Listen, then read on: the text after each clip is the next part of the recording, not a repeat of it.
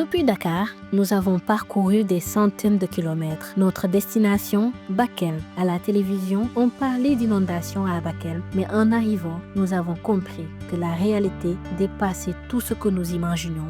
Accueillis par le médecin-chef du district de Bakel, nous découvrons que l'impact des inondations ne touche pas seulement la commune de Bakel, mais de nombreux villages du département. Parfois, encore plus gravement, atteints. Récemment, nous sommes confrontés à des catastrophes naturelles qui est la crue. Les villages les plus impactés, ce sont les postes situés entre ces deux goyes, le croisement entre le goy supérieur et le goy inférieur, plus précisément le poste centre de Balou, il y a le poste centre de Arondou, il y a le poste centre de Yafara. Naturellement, il y aura des conséquences sur le plan surtout sanitaire, avec l'accès aux soins et surtout la santé des endogènes en matière de PF.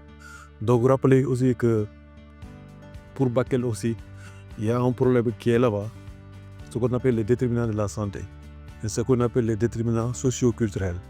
C'est des cultures qui sont là-bas, il y a le mariage précoce. Si on parle de mariage précoce aussi, il y a des décès maternels, des femmes qui perdent la vie en donnant la vie. Sur la route, vers ces villages éloignés, nous croisons un cas de fortune. Des familles déplacées y survivent sous des tentes après avoir tout perdu. Ici, un vieux sage nous raconte comment les inondations ont englouti les maisons, les postes de santé et même les cimetières. Ñun ak dex bi sorante wuñ dex ba nga tout près fii ndax dex bi dafa yéeg ndox bi jóge nii jàppante yàq fi yëpp armérie yi fii gaal yi ñoo doon daw fii ndax ndox bi en ce moment infirmier bi nekk fii dafa dem toog Bakel dafa génn hôpital bi parce que hôpital bi dafa fes ndox kenn mënu fa dugg di faju. Poursuivant notre route, nous atteignons Balou, l'un des villages les plus durement touchés. Là-bas, une jeune fille nous partage son quotidien, bouleversée par la catastrophe. Pendant l'inondation, le poste de santé était affecté par l'inondation. Donc, on n'avait même pas l'accès aux planifications familiales. Sans ce service, nous sommes exposés à des grossesses non désirées et à des infections. L'infirmier chef de poste confirme la gravité de la situation.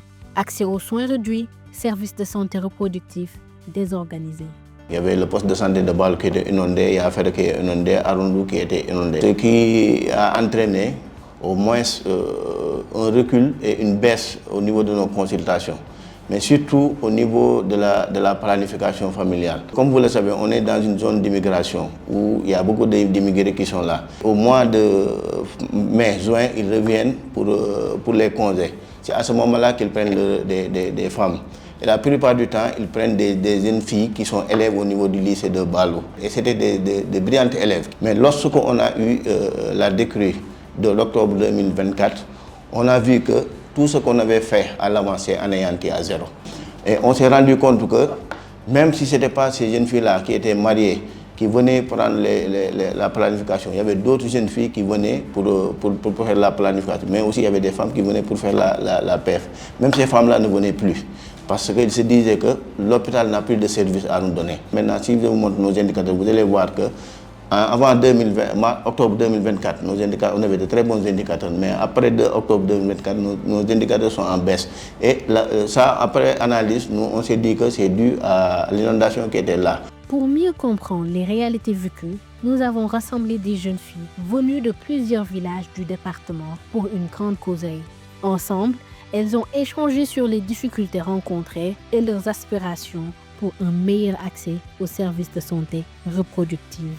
Moi, en tant que présidente, il y avait mes pères qui venaient me solliciter sur des serviettes pour à ce qu'il y ait des serviettes hygiéniques, des préservatifs venant des jeunes et des mamans même qui me disaient comment faire pour aller dans les centres de santé pour avoir des méthodes de contraception.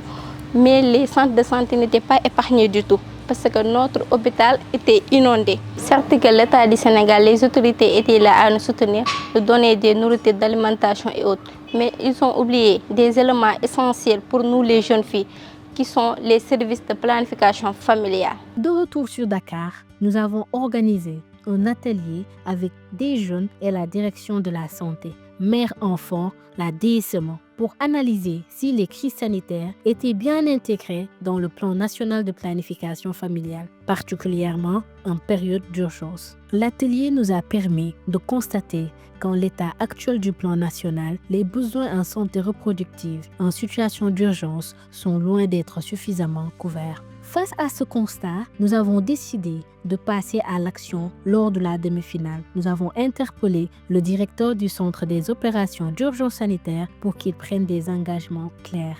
Effectivement, je suis tout à fait d'accord avec vous qu'en période d'urgence, il y a une perturbation des services de santé et que nous devons anticiper ces perturbations. Nous avons pris bonne note de vraiment votre plaidoyer et nous allons nous atteler à ce que ces activités, en tout cas de préparation, puissent prendre en compte l'essentiel des besoins de santé, parce que ça aussi c'est une mission du Centre des opérations d'urgence, aussi bien en matière de santé de reproduction en général et de planification familiale. Notre interpellation du Centre des opérations d'urgence sanitaire a marqué un premier pas.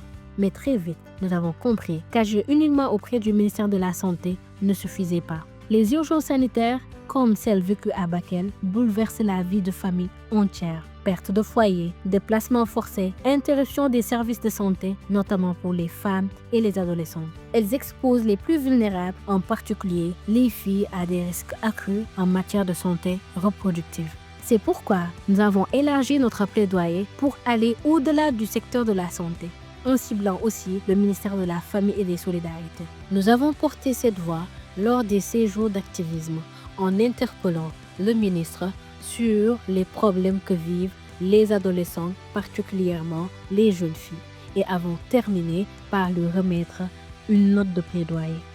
Intégrons la santé reproductive dans les réponses d'urgence. La vie, l'espoir de ces jeunes filles ne doivent pas attendre.